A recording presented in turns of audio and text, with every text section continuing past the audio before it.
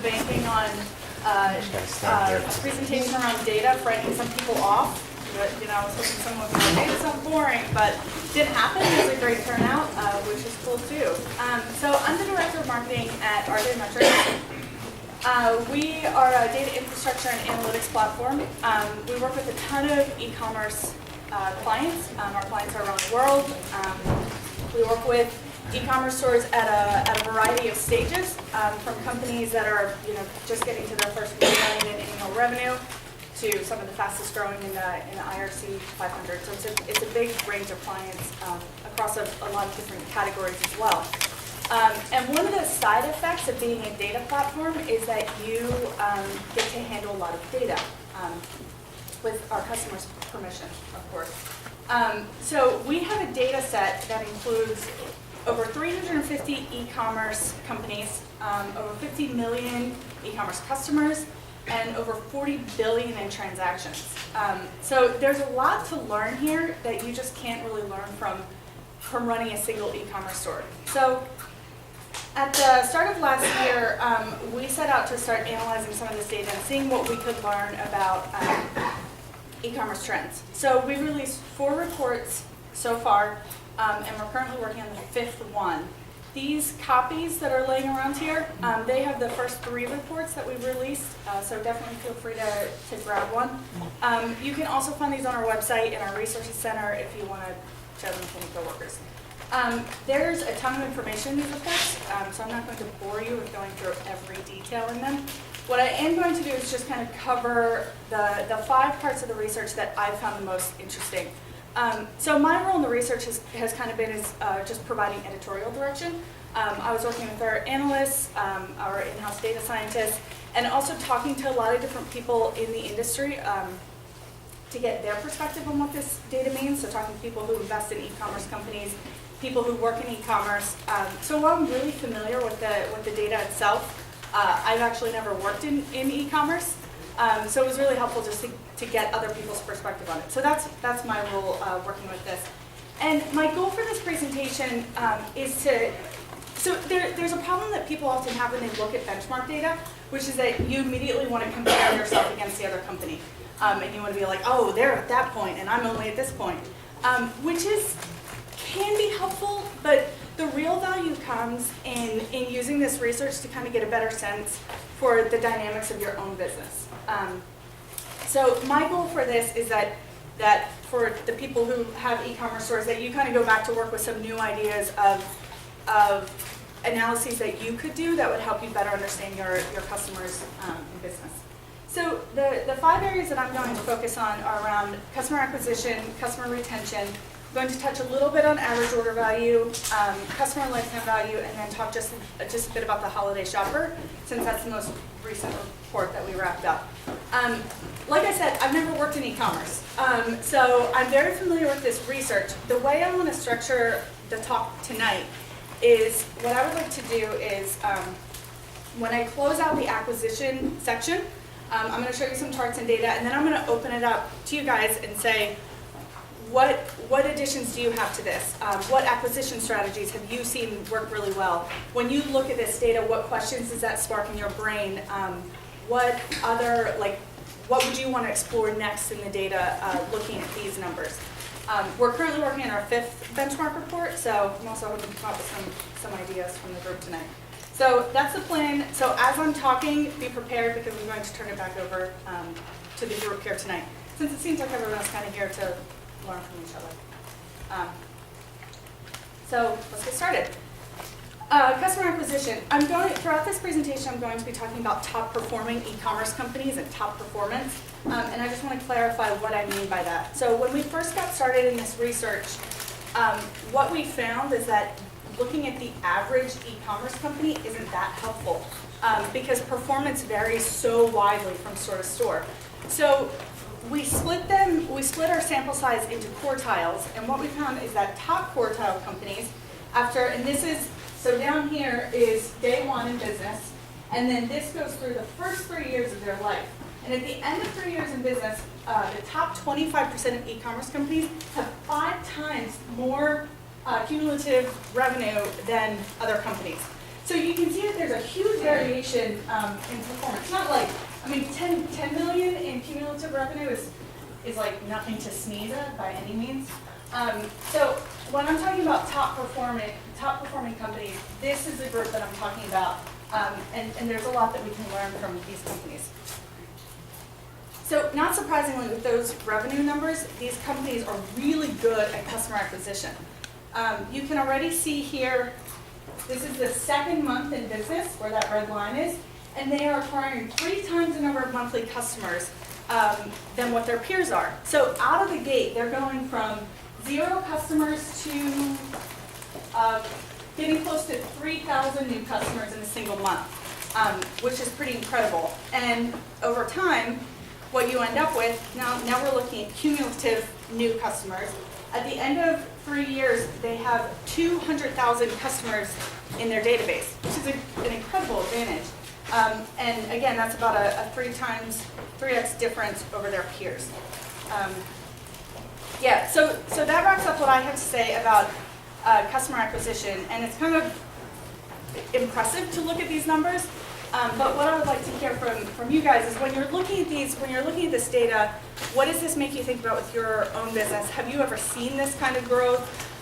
What acquisition strategies have you tried that have worked really well or not worked really well? So I'm just going to stand up here awkwardly if nobody has anything to add.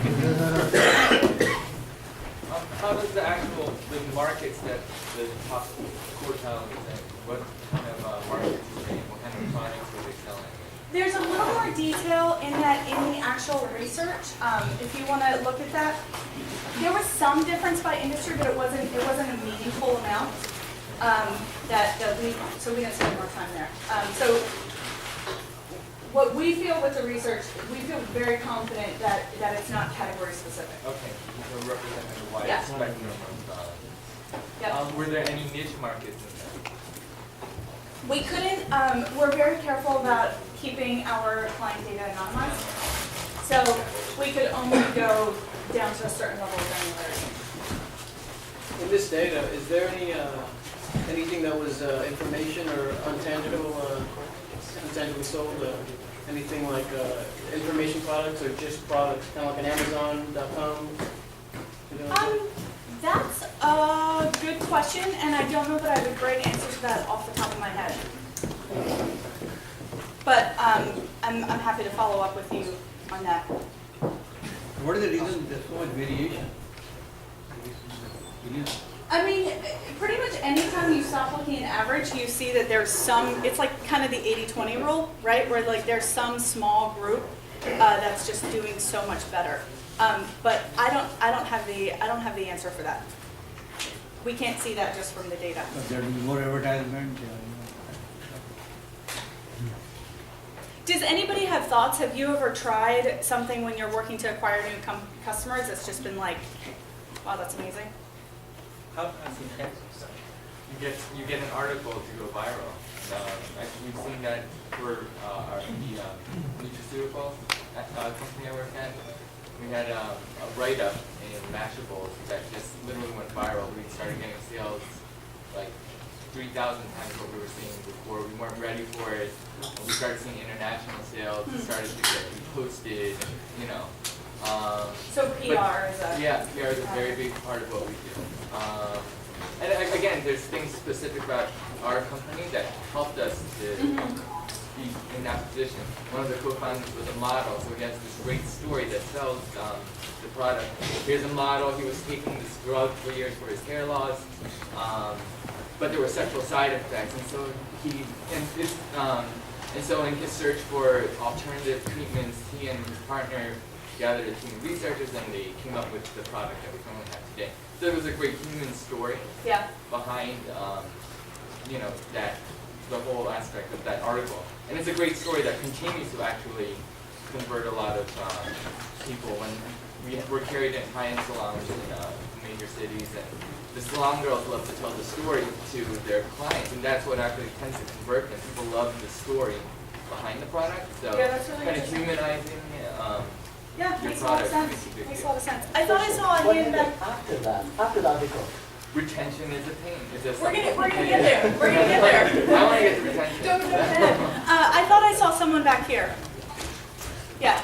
Yeah, I was just wondering, like, so you're just displaying data, you don't really know why the top companies are the top companies? We don't, and that was kind of like the qualitative part of this research. And since we released this, I've spent a lot of time talking to people who invest in e-commerce companies, and we have partners at Shopify and HubSpot, and kind of getting their perspective on what some of these things are. But all of the data in our research is built on like the most basic tables that any e-commerce company has, which is like your orders data and your customers data. So outside of that, we don't have information about how much money they're spending on advertising or what their profit margins are or any of that stuff. Are you able to like kind of take a look at maybe the user experience of their websites or other metrics like that, like reviews, or to see if click-through rates? The study's completely blinded. We're very careful about protecting the anonymity of our clients. So the best thing that you could do if you want to get to some of those answers is try to find the companies that kind of match these patterns in the early days of their business, and then reverse engineer from there and kind of explore what they were doing. I haven't gone too deep doing that myself. I've just kind of picked other people's brains about what might be happening there. So what you're saying is there's no magic bullet? Well, there might be. We just don't know what it is. There's probably not a magic bullet. Is it the top 25 is doing more revenue or equal revenue as the bottom 75 is, right? It kind of looks like that. Yeah, I don't know that number off the top of my head, but. Is that top 25 number-wise, like number of stores, top 25? Yeah, the top 25% of stores. Does the same amount of revenue that the bottom 75 number of stores do, right? I didn't necessarily look at it in that way, but you could. The slide before was the top 20% after 3 years were doing 5 times more than the bottom 80%. Yeah, so what we're looking at here, this is showing cumulative revenue. So in the first 3 years in business, the top 25%, I'm sorry, cumulative customers. Right. I need to go back to revenue. Yeah. Right there. So the top, in the first 3 years, they're hitting 60 million in cumulative revenue. So they sold $60 million in goods in that 3-year time period. And then these guys this is the next quartile, and they've sold 10 million in that 3 years. Did you see the same commodity or different commodity? Somebody may be selling marijuana, for example. Definitely it is higher sales as compared to somebody selling. Yep.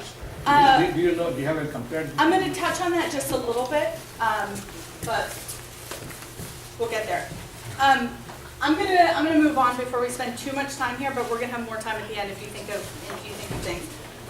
So we touched just a little bit on customer retention, right? Which is the obvious next side of this equation. Is you're like, yeah, 200,000 customers sounds really great, but are they actually coming back and purchasing with you again?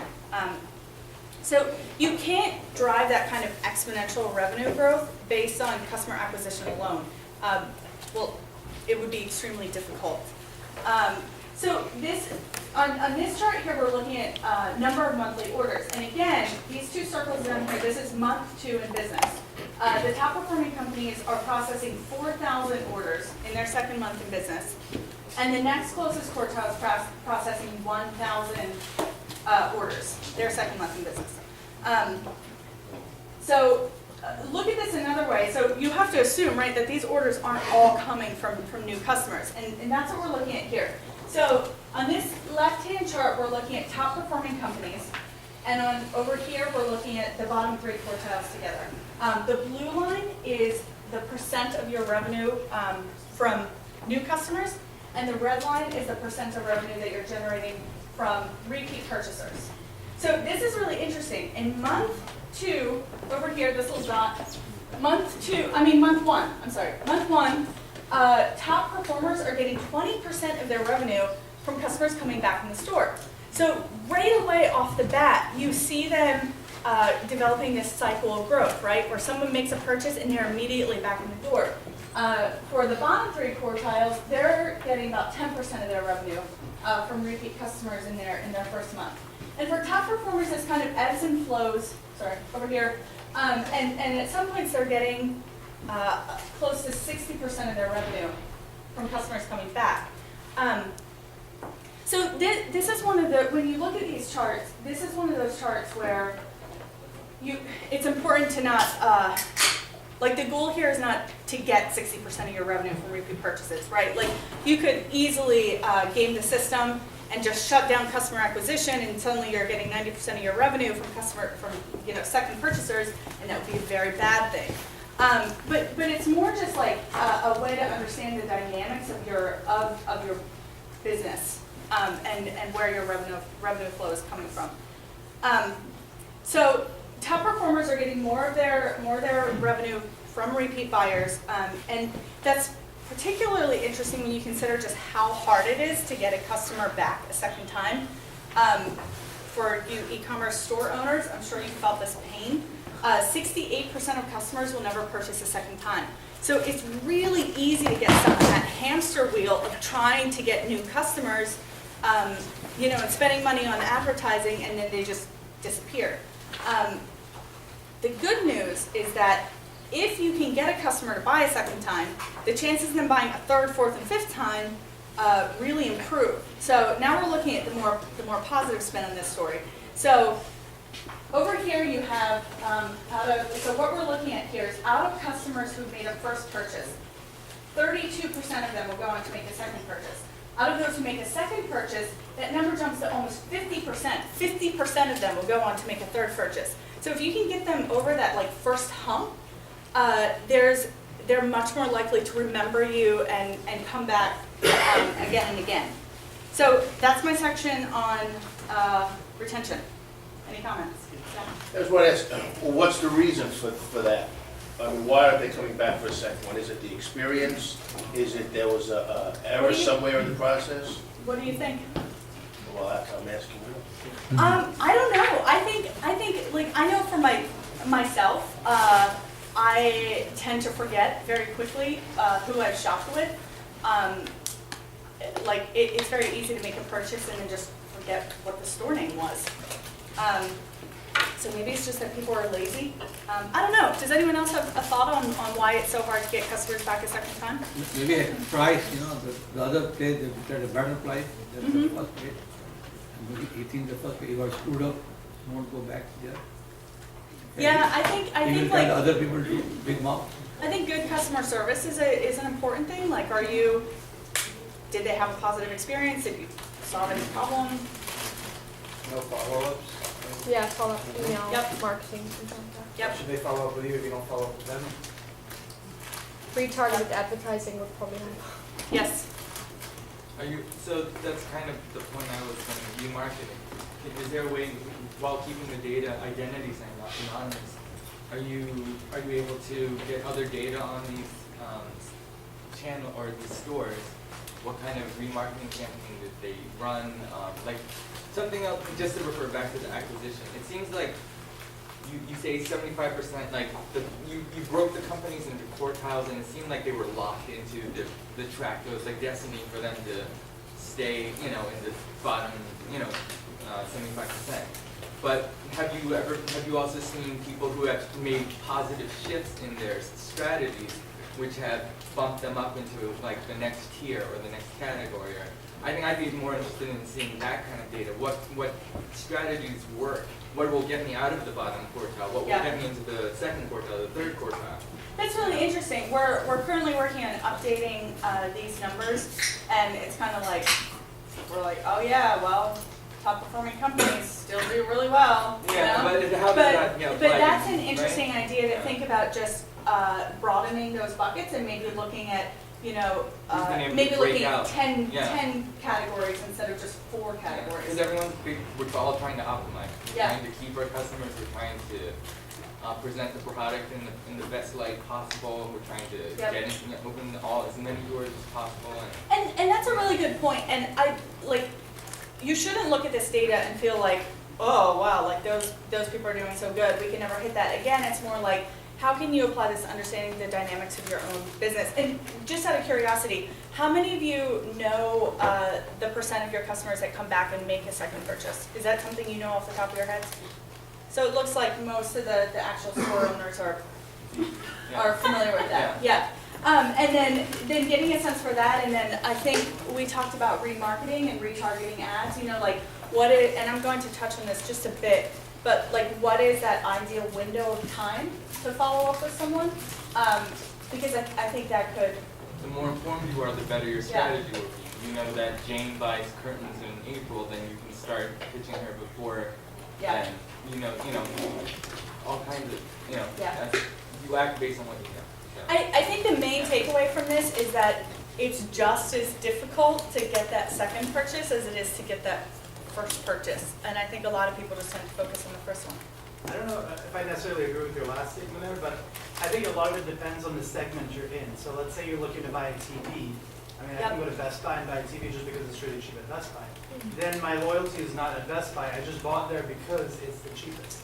So, for, if it's an electronics segment, I think people bounce around a lot just to go wherever it's cheaper. But if you're buying, let's say, a dress shirt and you find a brand and maybe their fit was just really good, their loyalty is going to be spectacular because if it fit right, you like the material, experience was good, to get that customer to buy again should be much easier than like an electronics store. Yeah, that's a really good point. So think about these numbers in relation to what you sell. Yeah, I was gonna, let me piggyback on that.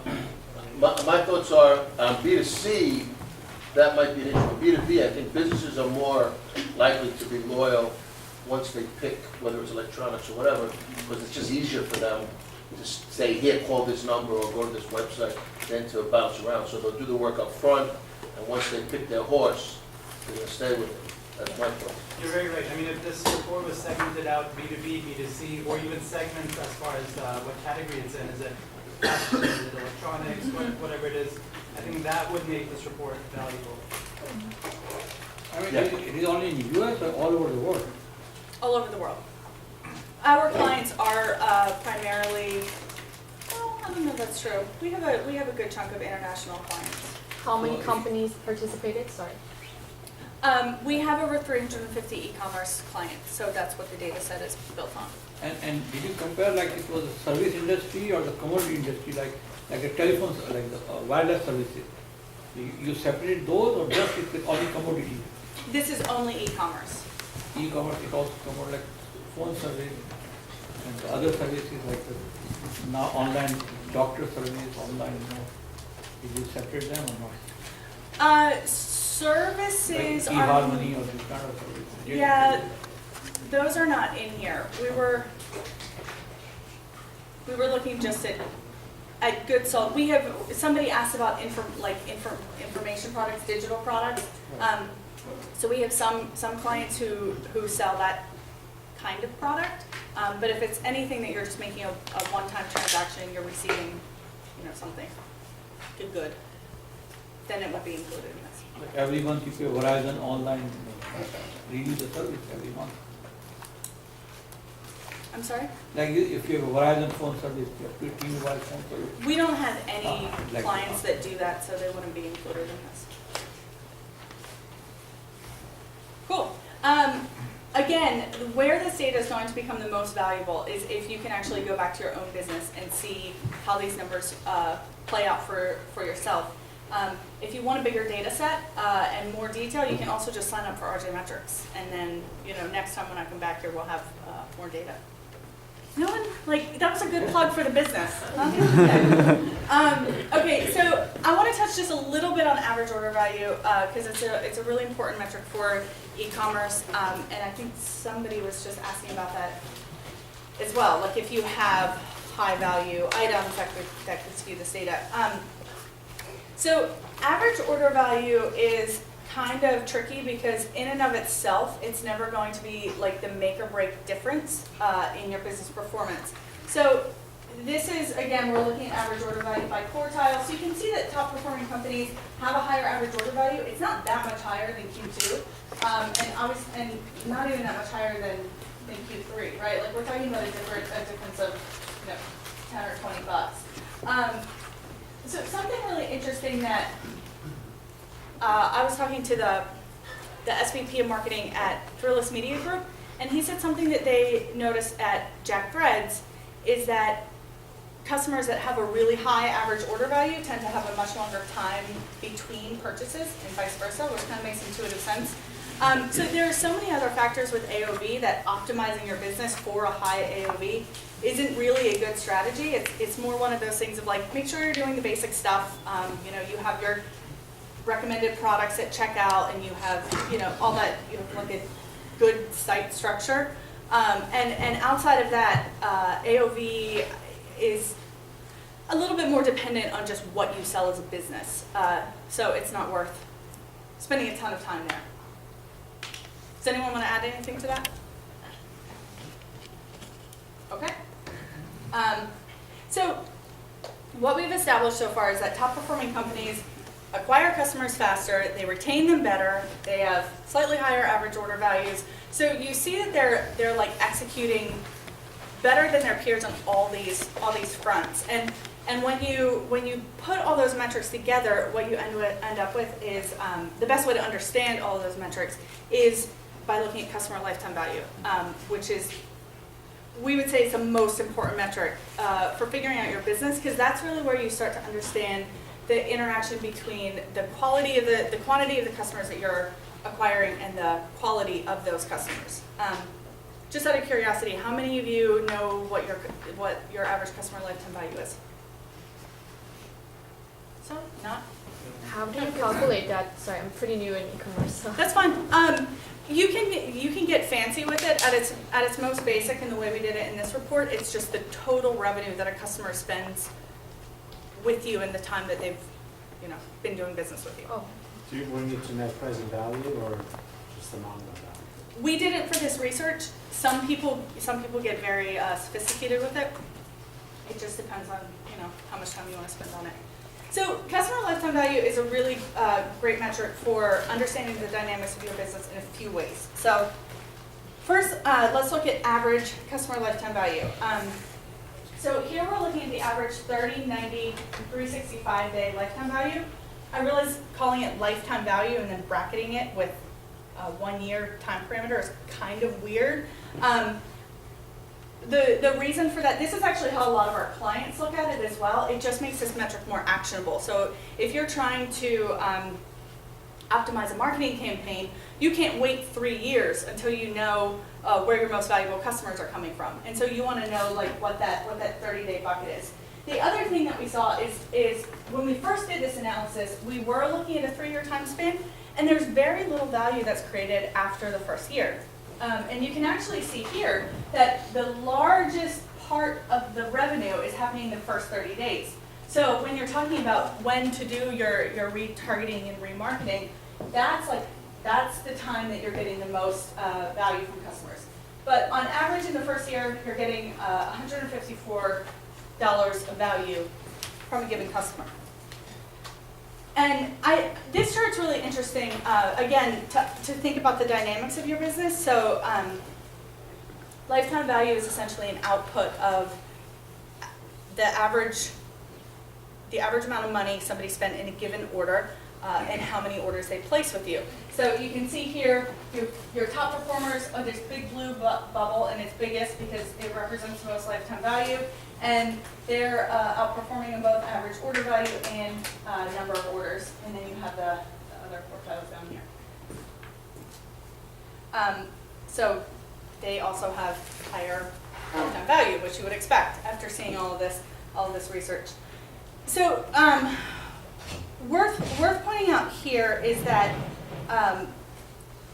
this is actually just something a lot of you are asking qualitatively what we see. And this is something that we've seen with our clients, is that a lot of them aren't optimizing for the average customer. They're optimizing for their most valuable customers with the highest lifetime value. And the reason for that is just like we saw at the beginning, where some e-commerce companies just perform so much better. That same trend kind of happens when you're looking at customers, where it's like, what is the average customer? And there's an enormous amount of difference there. So on this chart, what we did is we broke all customers in the study down by percentiles. And what you see over here is at the top 1% of customers, that's this massive line right there, is worth 18 times more than the average $154 value. And the top 10% of your customers is worth 6 times more than the average customer.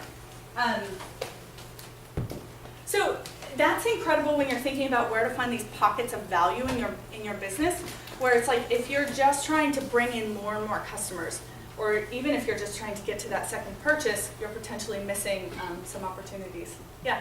Yeah, listen, so can you, if I sign up for your service and, let's say I get the top 25% of my best lifetime customers, can you provide like services like, oh, they get like an email with a coupon or something like that, or I'm sure there's companies that are like loyalty programs that will send somebody something after they buy 10 things. There are a lot of products on the market that can automate this kind of work for you. A lot of our clients, when they're just in the newer stages or of their business, what they'll do with RJ Metrics is build a list of customers to identify who is in that bucket, and then you just export it and load it into your email service provider, whether it's MailChimp or Constant Contact. So it's kind of like it has a few more steps than if that was just automated. But if you're new and trying to save a couple bucks, that's certainly a use case for the platform. Okay, so the top 10% customers, you're going to give us their contact information tonight, is that right? You have to find out who they are for your business, right? So this is pretty incredible, and I'm going to touch on this just a little bit more at the end, because this is one of those charts that a lot of the people that I spoke with had things to talk about. I just want to touch on holiday customers just for a bit, because we just wrapped up this research and it's kind of interesting. So when we're talking about customer lifetime value, holiday shoppers are different, and anybody who has a store has probably figured this out. They're slightly less valuable on all fronts. So when you're thinking about how much you spend to acquire during the holidays, this is just something to keep in mind. It's difficult to get a normal customer back. It's even harder to get a holiday customer back. The good news is that customer acquisition during the holidays is completely through the roof. So the average e-commerce store, you're getting 59% more new customers in December. For November, I think that's about a 29%. So there's a real opportunity there. Important caveat, if you look in the reports, we did find that the holiday season is incredibly affected by the category that you're in. So this is not true across the board. It is very dependent on exactly what you're selling. Another really interesting thing that we looked at for holiday customers is the best time to remarket to them. So on this chart, we're looking at the percent of people making a repeat purchase based on the number of days since their first purchase. So this is, they made their very first, their second, their third, on and on. So you can see again that first 30 days is really the best time to get a holiday shopper back in the door. You see a little bump over here where they are coming back the next holiday season. And we're still in a window about in here where there's a chance of getting them back in the door, but that kind of just keeps tapering off throughout the year. So just something to keep in mind. And that's all, and I'm just about to open it back up to everyone again. That's all I have to say about holiday shoppers. And I just want to close out with this.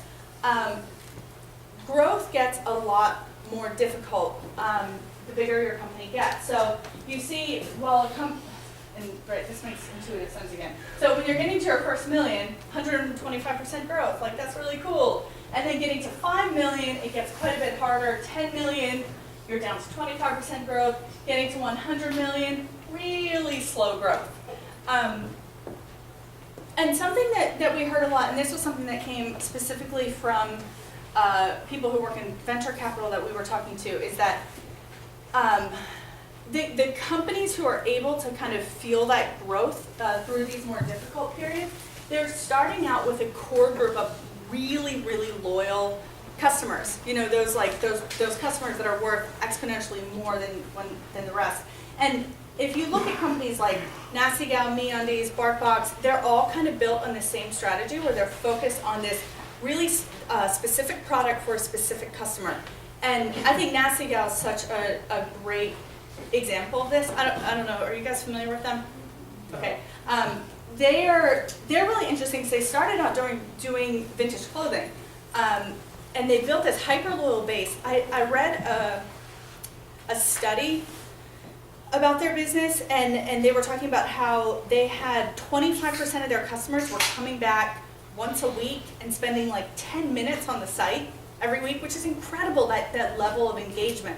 And it's from that core base that they've been able to grow, right? And so once they had the people who were like major Nasty Girl fans, then they started creating their own lines. I think recently they just launched a line with Courtney Love, you know, cool celebrity lines. So once you have that core group of customers and they adore you, it becomes much easier to keep growing from there. So that's just another reason to focus on your most valuable customers, and you know, kind of work that into your acquisition and retention strategies. Is what are you doing?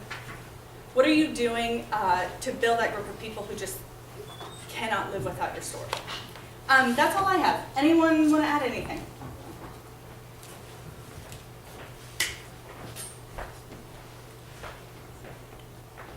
Are we done? You done? All right, so We're done.